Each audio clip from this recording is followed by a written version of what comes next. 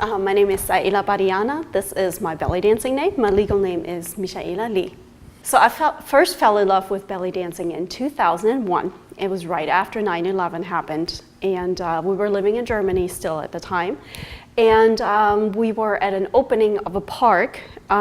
We were actually presenting Native American dancing. We were dancing, and we saw that another group was getting ready to go on and perform, and it was a belly dancing group. And I thought, wow, how tasteless, you know. It was, I stood there and I watched them, and it was really, really breathtaking. I saw a friend of my mom's in the group, and you know, afterwards I went over to tell them how impressed I was with the whole performance, and I was like, I didn't know you belly danced. And she's like, oh, I've been belly dancing for years, and you should come and check it out. And I was like, you know, I've always wanted to try it. Never found anybody to go with me and try it out. And this was probably the first time in my life ever I decided, no one's coming with me, I'm just gonna do this for myself. And I went there, said I was gonna do it for exercise only. I would never perform, I would never put on a costume or get up in front of anybody. And then what about 8 months later, I danced my first professional show. And the thing I love about belly dancing, and I got like this really, really deep connection with it, was the troupe in Germany. They were called Orient and Occident. There were 50 women in the troupe. The youngest one was 16, the oldest one was 62, I think. And they all supported each other. It was the first group of women I ever was in where everyone got along with each other. And you know, it's just an awesome support system. And I fell in love with the music. Arabic music is not necessarily an easy thing to get used to it, but once I understood Arabic music, I really, really have gotten a deep appreciation for it. So it's the movement, it's the music, it's the camaraderie between the women, and of course it's the outfits. I mean, who doesn't like sparkle? So yeah, in Germany, at my work. I'm actually an optician, and he bought a pair of glasses from me. Nice. Yes. That's awesome. Wanted to look older. Yeah. We're 19.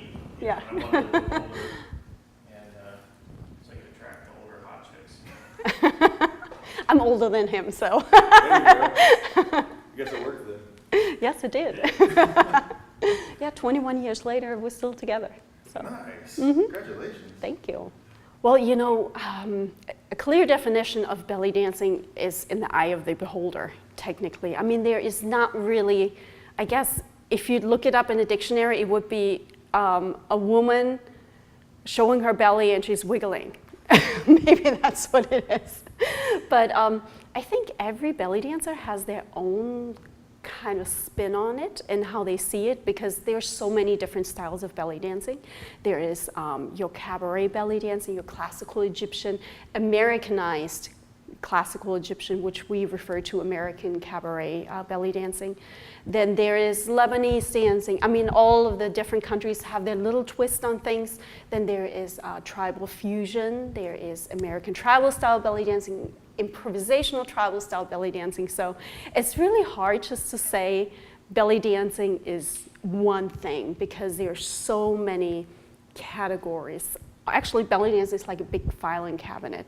You have all of these sections, and together they make up belly dancing, but there's a lot of undercategories, I guess you want to call it.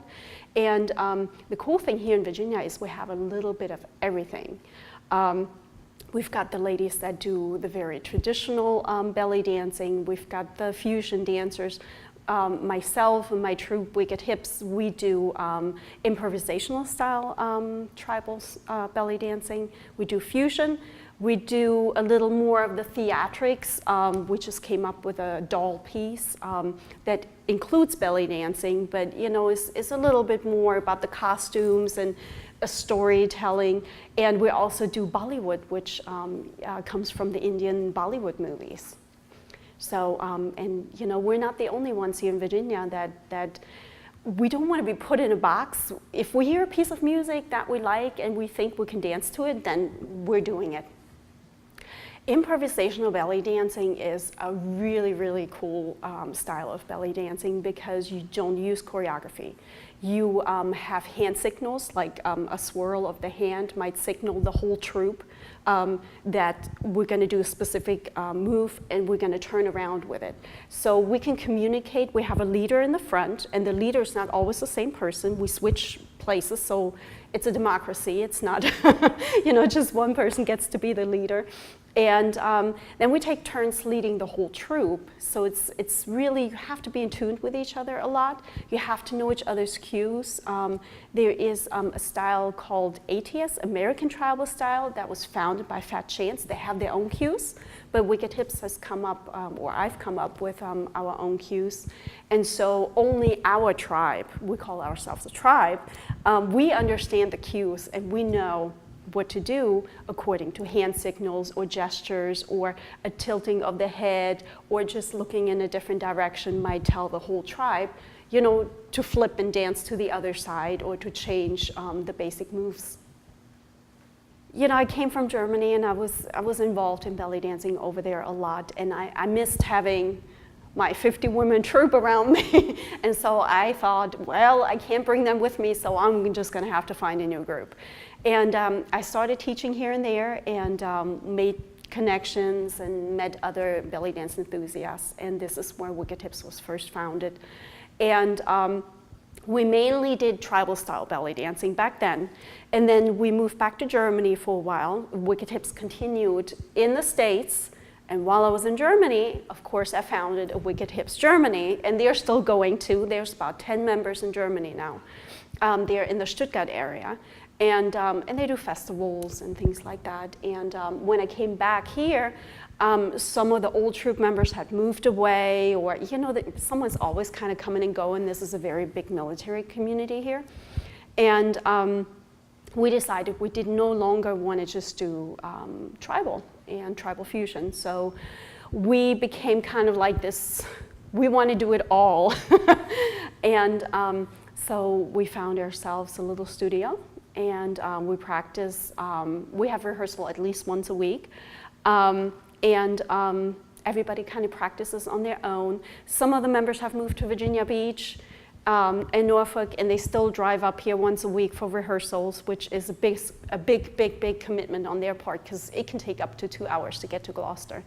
And we travel all over the place. Our next big performance will be in North Carolina at the Down East Belly Dance and Drum Festival. We've been to New Jersey and countless places. We've been to Atlanta last year.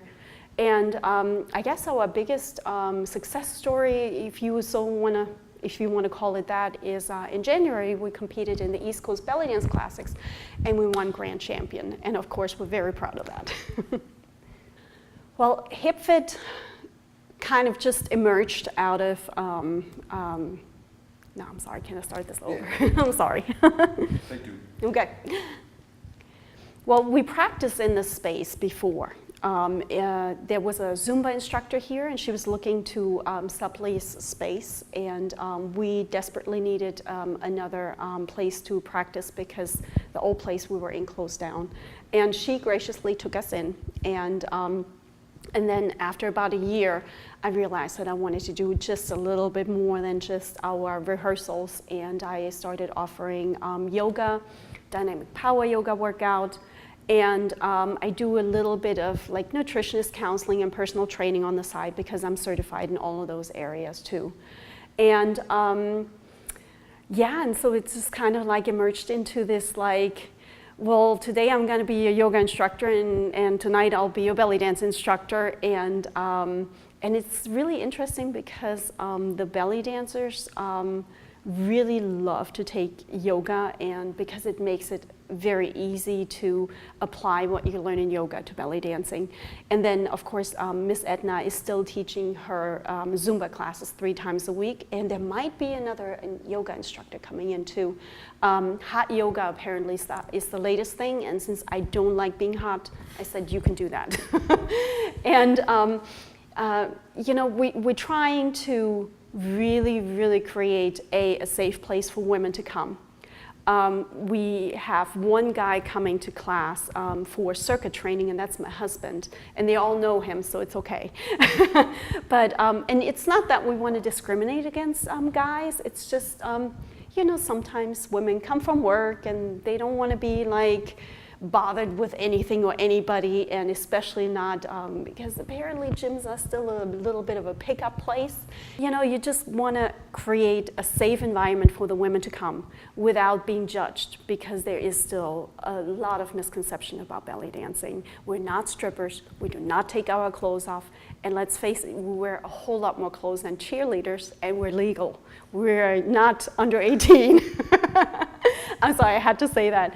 But you know, so that's kind of like the whole point. Women need to have a place where they can leave the kids at home, come here for an hour, leave their problems outside the door, come on in, sweat, smell bad if they choose to. We really don't judge. You know, you don't have to be thin. You don't have to be young. You don't have to be old either. You don't have to be a specific have a specific cultural background. You know, we've got a lady from France, I'm from Germany. We have one of our girls in Wicked Hips is Hispanic and part Lebanese.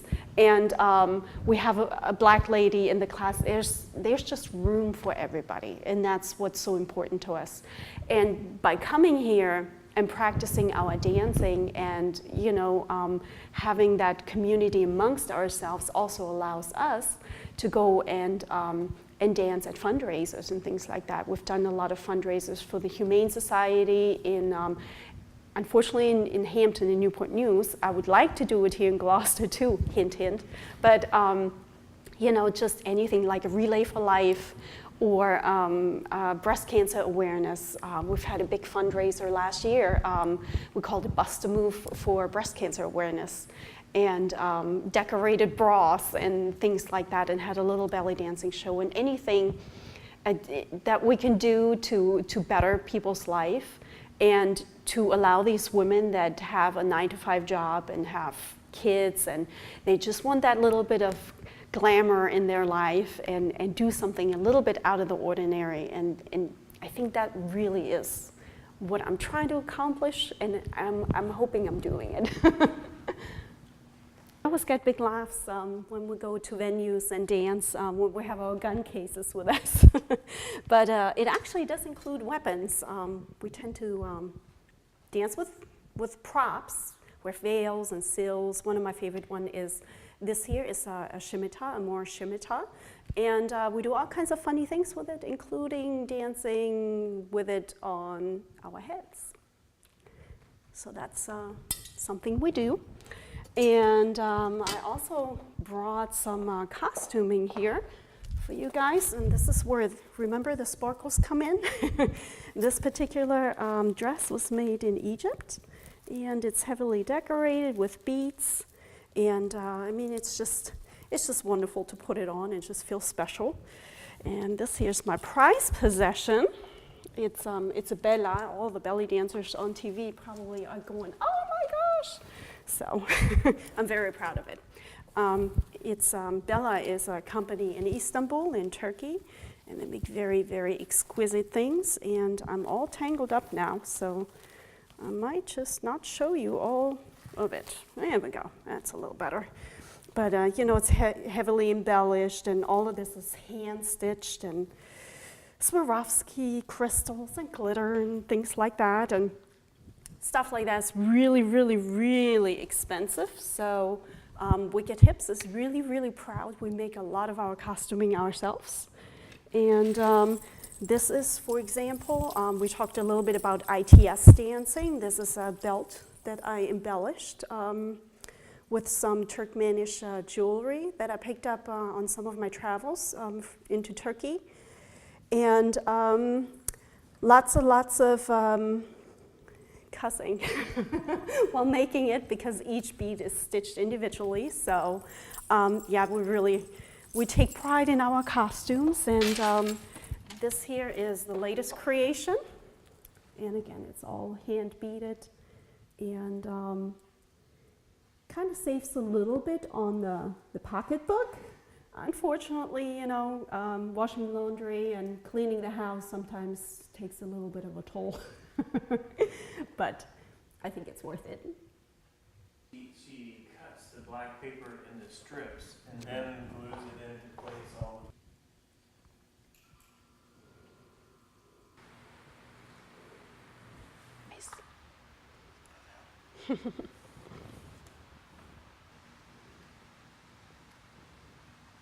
I'm not using any audio. Yeah. She's also the owner and producer of That's a good shot.